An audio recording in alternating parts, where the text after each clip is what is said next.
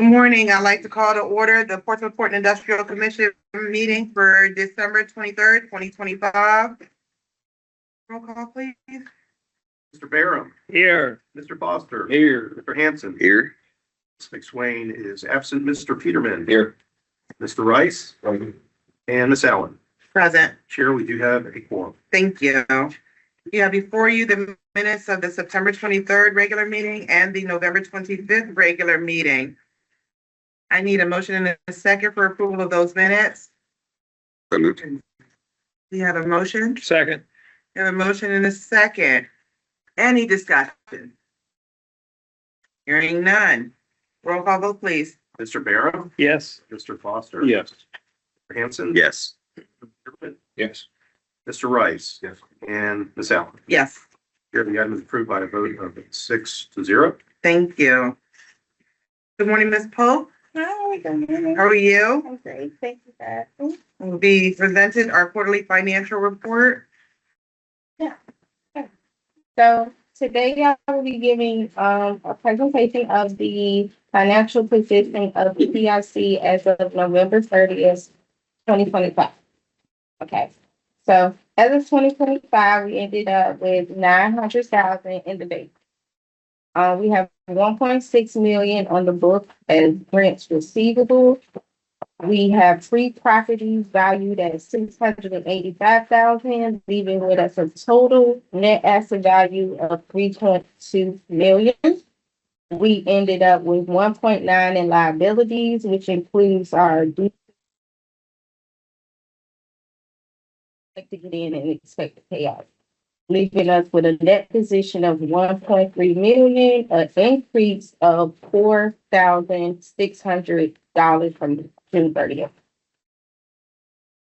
Our next financial report is our expenses and revenues.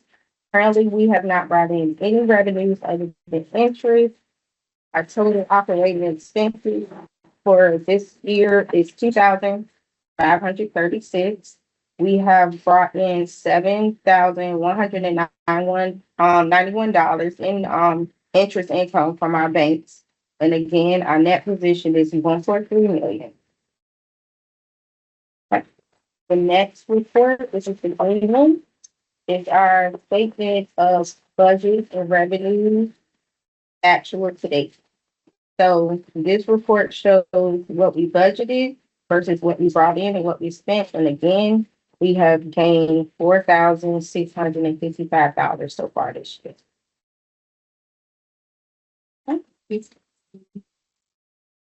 Our next report just shows the interest that we bring in every month with our pre-sales account. And right now we're at, again, 7,109.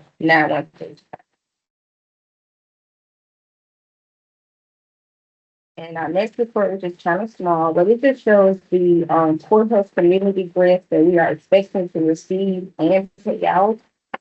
And so again, we're at 1.65 million.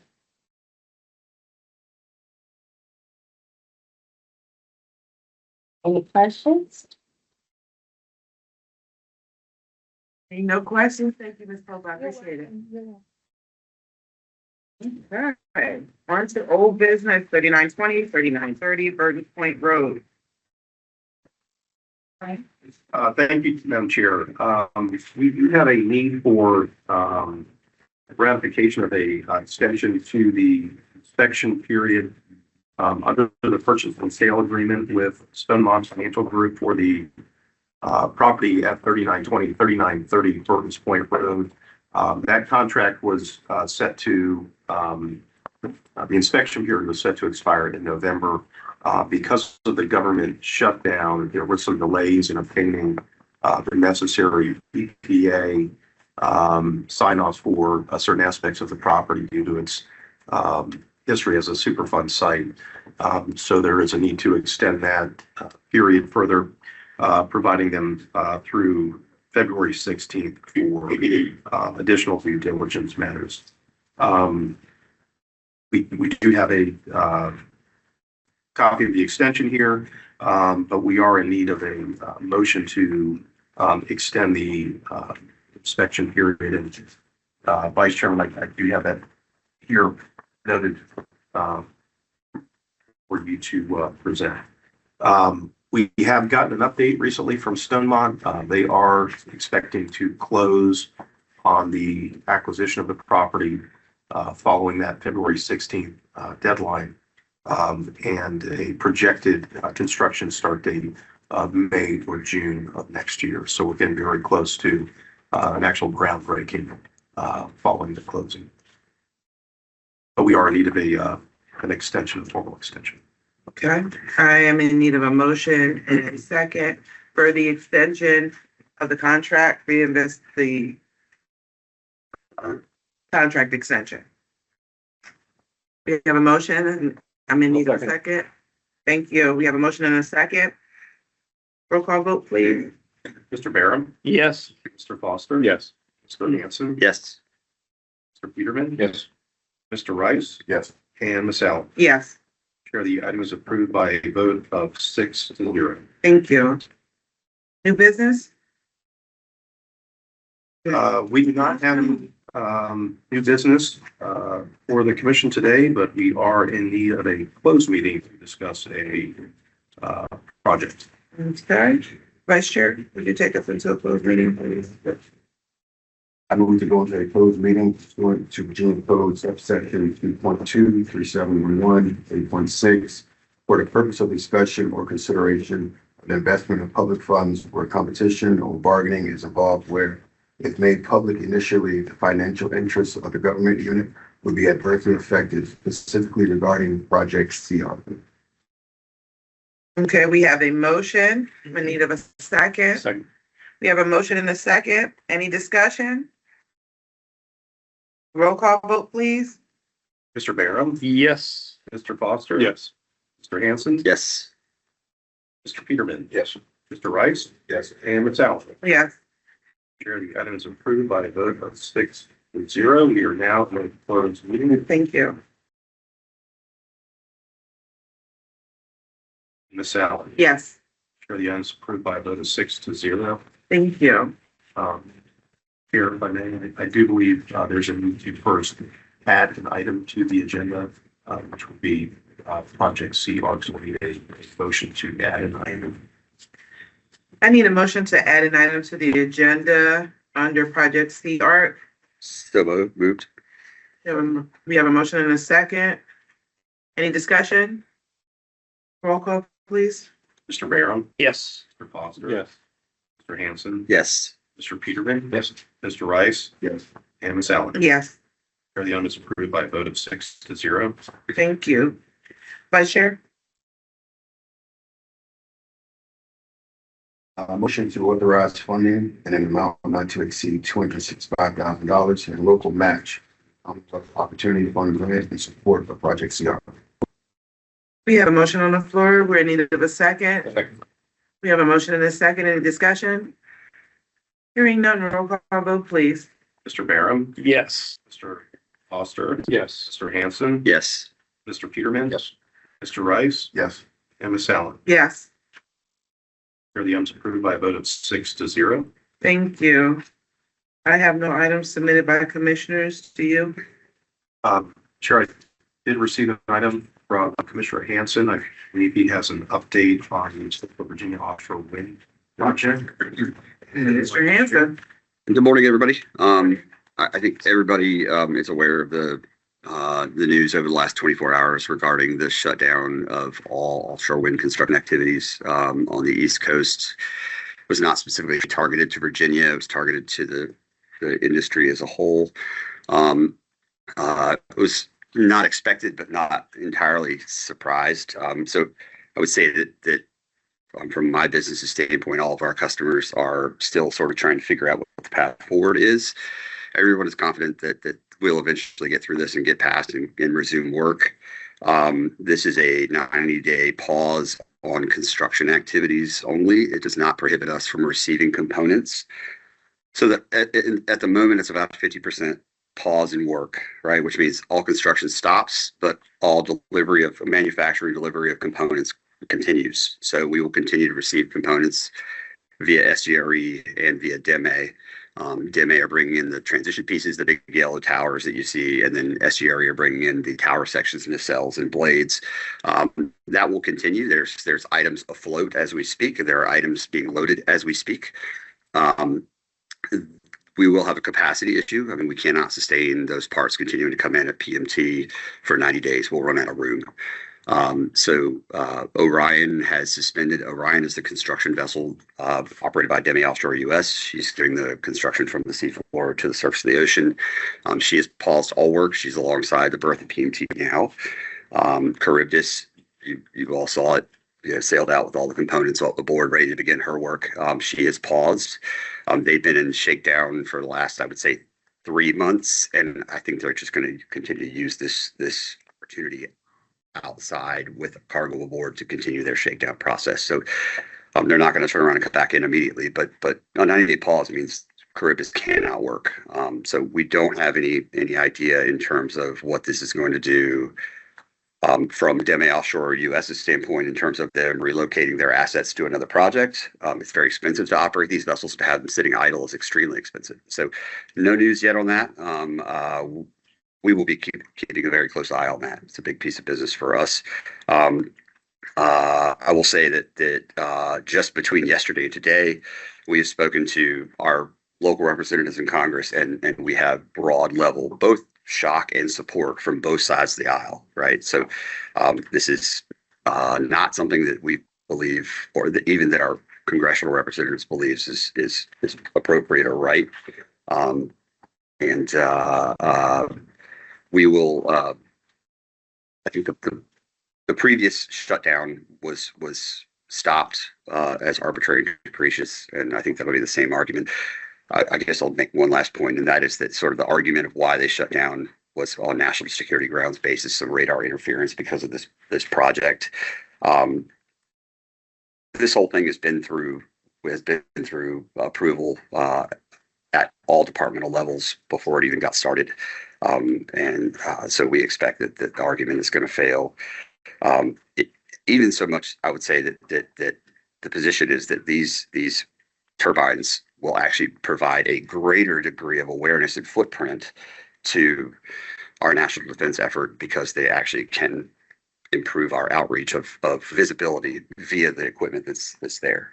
So what I'm saying is there are devices and abilities Dominion's operating these wind turbines with the ability to be able to share this information with our government agencies to even better improve our security outlook. So I think we'll win out. I don't think this is by any means the end of the last word. Thank you. I have no other report backs. Yes, Chair, we do have a report back. Assistant Secretary Ballard, I believe, has an update I'd like to share with you. Yeah, real quickly, we had talked previously about the economic impact of American Cruise Lines on the city of Portsmouth, and we've been consulting with the Hampton Roads Alliance and their talent pool over there to be able to conduct a very early on look at what that economic impact looks like, which they've completed recently for us. So, and I'll hand this document out for everybody's review. But on a direct amount, this is based on 2025, the 23 vessel calls to Portsmouth. The direct impact is estimated to be somewhere between $230,000 to $265,000, and the indirect impact is considered to be somewhere between $100,000 and $135,000. So up to somewhere between $330,000 and $400,000 in total economic output for the city of Portsmouth.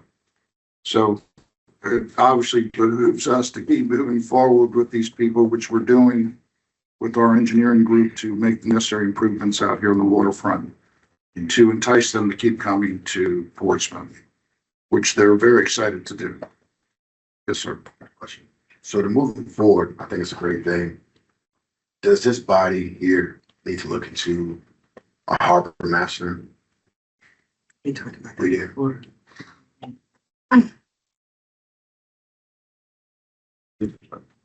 Believe that has come up prior discussions. I think it's also been proposed by other individuals. And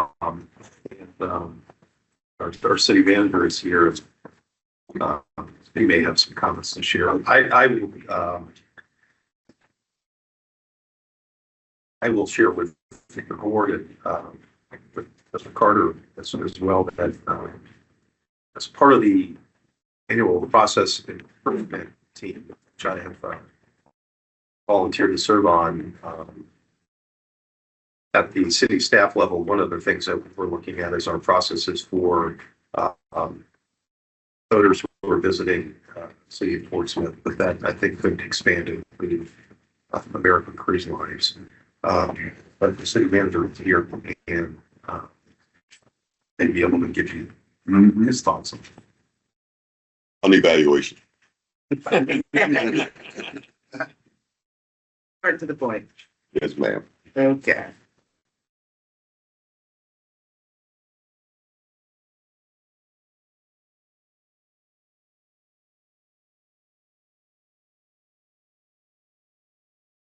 Which one again? It's a fairly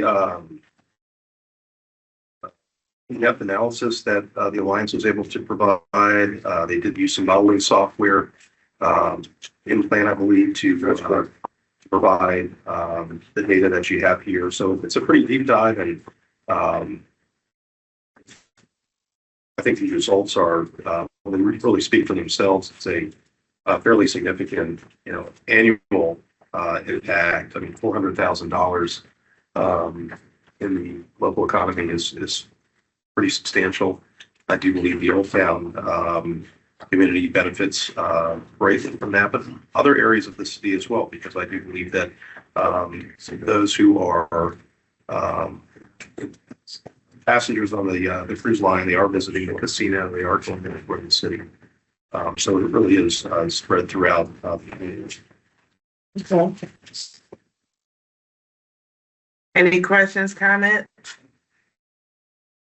Councilman Hugo? Could we ask them what upside there would be if we became a home port or launch point for the tours instead of a pit stop?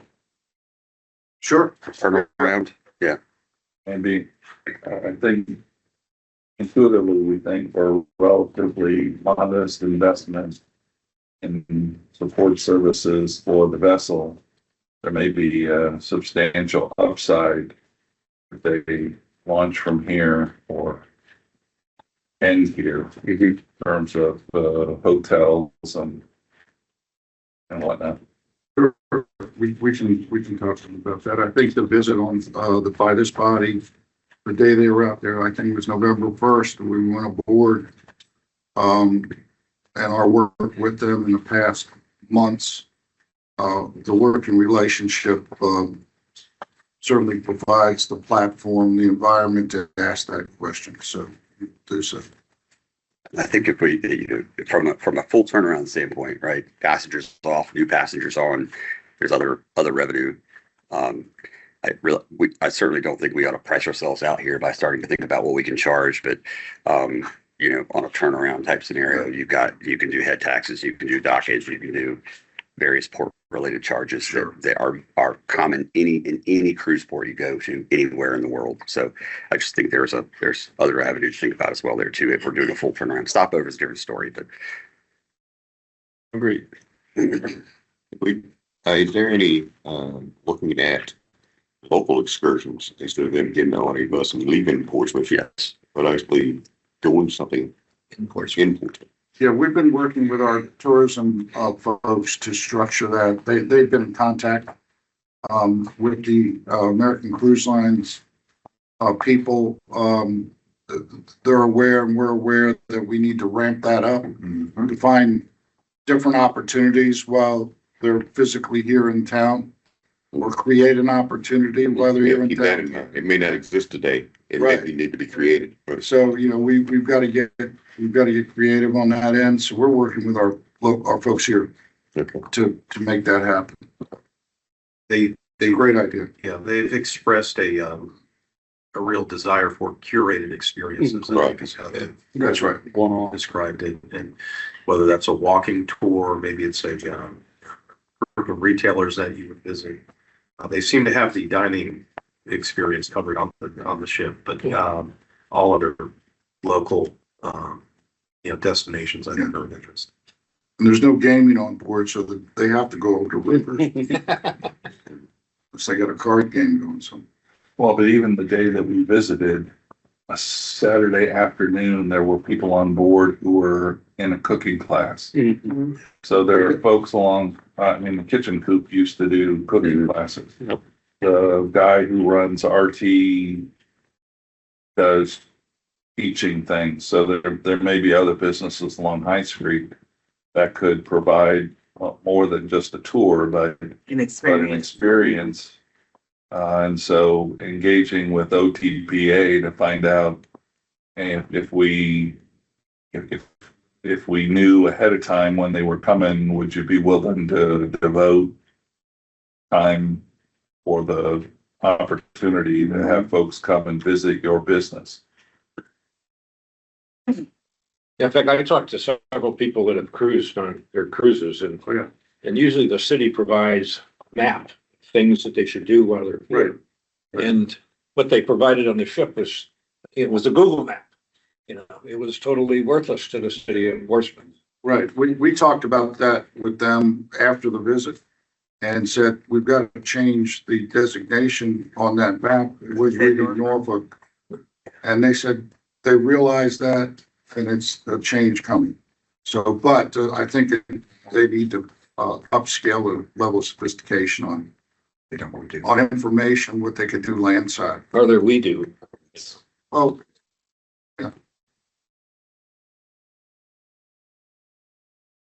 Councilman Dotson. Thank you. What I don't see here in your report is the total spending from the ship. In other words, when they lock here, you're saying the spending that they do in Portsmouth. Yeah. Will they go outside of Portsmouth? And if we can estimate what their total spending is, then we could see how we could do, like Mark's mentioning it, capture some more of that and bring it back in to understand it. okay, The potential is much higher than what you projected here. that's right. Yeah. This is just what their formula determines based on the cruise visits. Yeah, that's a great idea. We'll, And some of those numbers might help me as out there when I'm talking to business people to say, hey, listen, could you provide this experience? right, Here's the potential for your business. okay, Right now, this doesn't reflect that. okay, we'll work on that. Anything else? Councilman Evil. Yeah, so new subject, Sail 250 is coming to Hampton Roads. It's the third weekend in June. So Norfolk has adjusted their date for Harbor's Fest. We're adjusting our date for Seawall Fest or whatever we might be going to call it this year. Peter Lagola has been the city's rep to the regional Sail 250 committee. Peter's reported to the VA 250, the Portsmouth VA 250 committee, that at this point there are 3 tall ships scheduled to tie up on the Portsmouth waterfront. Interestingly, the American Cruise Line folks were going to get underway. They're going to be in port, but they were planning to get underway the day of the parade of sail inbound because they didn't know that there was a parade of sail. And so apparently we've now closed the loop with them and they're making some adjustments so that their passengers get a ringside seat by having them not get underway and miss the parade of sail.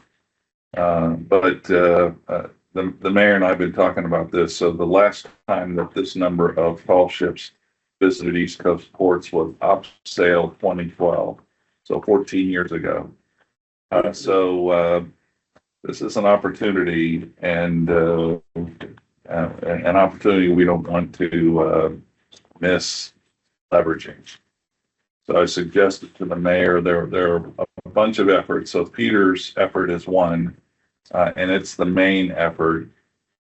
But there are other folks in town that have communicated with the Portsmouth VA 250 committee, who are also intending to do things. I've suggested to the mayor that, early next year, we try to assemble those folks and get kind of everything on the table. I've included someone from PPIC being invited to attend just to keep you all in the loop for what's getting ready to happen. It's a bad idea. So anyway, just a heads up. It's like the 19th to the 22nd of June is sale 250. Do you know what chips are designated for Portsmouth yet? Have you heard of that? So Peter has the names of the three ships. I don't have them committed to memory, but we know the three ships. One of them at this point is not the Coast Guard Eagle. So That's what my main thought was. yeah, well, so I'm sure it's maybe not too late, but probably not enough visibility. But to have the Eagle in front of Fifth District headquarters, I think would be very yeah, appropriate. so we were trying to coax the Eagle to come to the Coast Guard official city. The most recent report is the Coast Guard has elected to have Eagle over on the Norfolk waterfront. We haven't found who in the Coast Guard that is, but the mayor was planning on talking to Admiral Van to find out if the right person in the Coast Guard was ever asked, to see if maybe we can get an adjustment made to the plan to get Coast Guard Eagle on our waterfront. Okay, as long as somebody's working on that, I think that's good.